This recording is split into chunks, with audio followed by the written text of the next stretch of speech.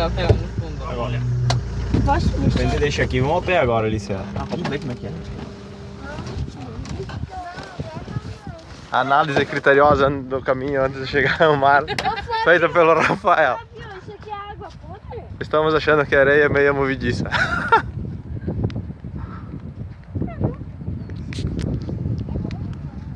Estamos pensando seriamente em ir até o mar a pé.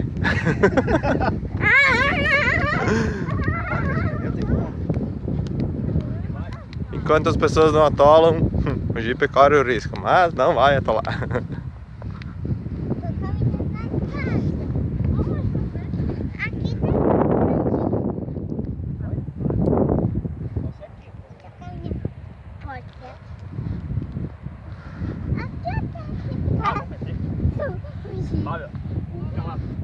Pode deixar.